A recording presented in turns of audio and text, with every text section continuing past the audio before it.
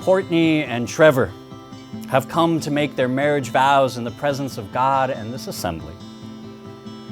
The uniting of this man and woman in heart, body, and mind is intended by God for their mutual joy.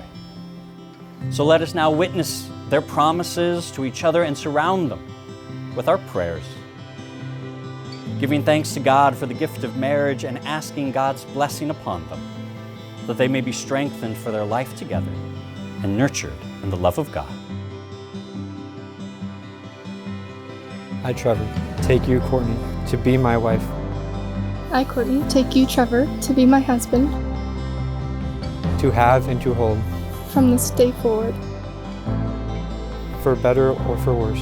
For richer or for poorer. In sickness and in health. To love and to cherish. Until death do us part. Until death do us part.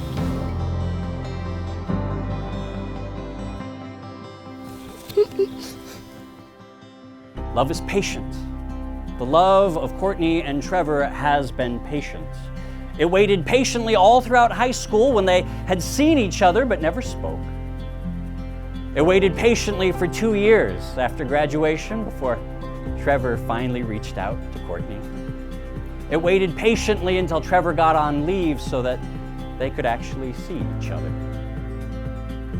Courtney and Trevor, we are all so very grateful that your love has stopped waiting patiently.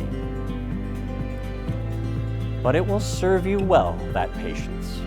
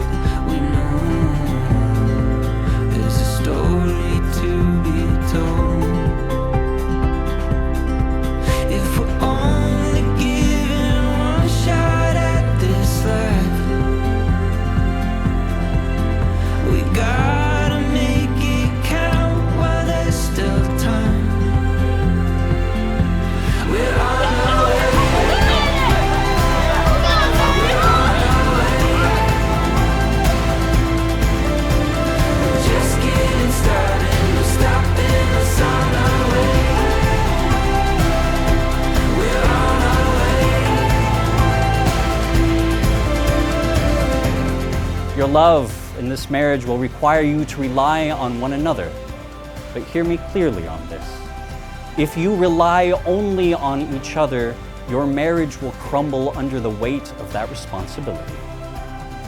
And yet, if you do not rely first on each other, your marriage will never stand.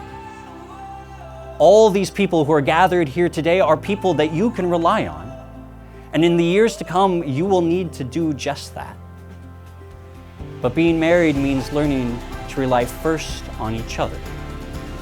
And so I invite you to trust each other, to trust that you are the ones to rely on first, to trust that after God, this person in front of you is the one to rely on when you need support, to trust that after God, this person in front of you is the one to rely on when you need guidance, to trust that this person in front of you is the one to rely on when you need fun.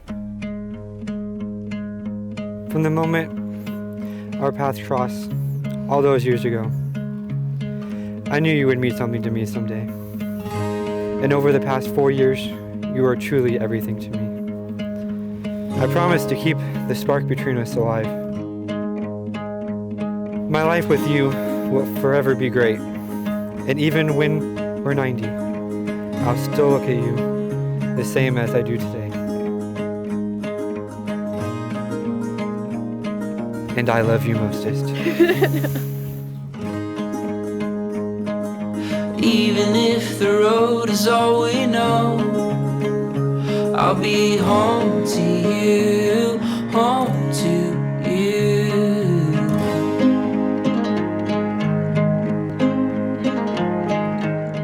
You look at me in a way I thought I'd never be looked at.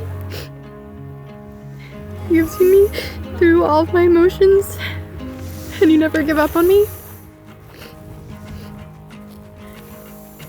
And at times when we don't see eye to eye, I promise to listen to your side, consider it carefully, and say that I'm always right. No, all jokes aside, I promise to love you with all my heart for the rest of my life. I look forward to making lots of wonderful memories together. Whether it's traveling the world or adding to our family, I'll be ready for any adventure as long as you're by my side. I love you mostest. Trevor is a very loyal and funny young man. One thing I'll always respect Trevor for is he always reaches out to make time for his buddies. During periods of leave from the Marines, Trevor always reached out to me and invited me to hang out with the guys. Through my early 20s, Trevor was always there to have a few beers and laugh away whatever dull day came my way. Trevor and I have countless memories as buddies, and I can say he's likely one of my all-time favorite humans. I expect Trevor's loyalty, love, and humor to be integral qualities within his role as a husband. To end, I'll ask for you all to join me in raising our glasses to Trevor and Courtney as we wish them a loving, healthy, and lasting marriage. Congrats, buddy. Today we celebrate the second best day of Courtney's life. The first being August 13th of 2004, the day her little sister, was born. From that day on, there was no other person I fought with, laughed with, and cried with more than her. Now, as two young girls, we would always play dress up. In fact, we loved to dress up and act out a wedding. I would put on my cutest white dress, take a small blanket as my veil, get a cute fake tiara, and put on my mother's most sparkly shoes. This is all while she would take clothes from my dad's closet to put on his button-up shirt, the craziest pattern tie she can find, a nice hat, and his fanciest shoes. Now you might be thinking to yourself, did you ever switch roles? To this I would answer, no. I would always dress as the bride. She would always dress as the groom every single time. Today is the day she finally got to play dress up and be the bride. She got to put on the prettiest white dress, her most sparkly shoes, and be the most beautiful bride I have ever seen. I am forever lucky to have her as my built-in best friend.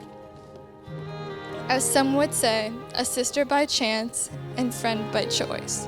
For if I had the choice, I would choose her as my sister in every lifetime. I always figured it would only be the two of us side by side until Trevor came along. And believe it or not, I wasn't too happy about this at first. However, it only took one impromptu trip to Starbucks where Trevor bought my sister and I food to change my mind.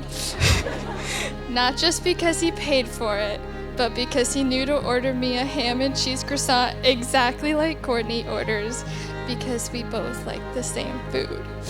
That is when I soon came to realize that I am incredibly grateful she found someone like Trevor who will comfort her when she feels sick or sad, annoy her, fight with her, and laugh with her. He will be her new package deal. Through thick and thin, he will be there for her just as she was there for me. Now I only hope that he enjoys growing old with her as much as I have cherished growing up with her. Trevor, Courtney, by your promises before God in the presence of this assembly, I hereby pronounce you husband and wife. You may kiss the bride.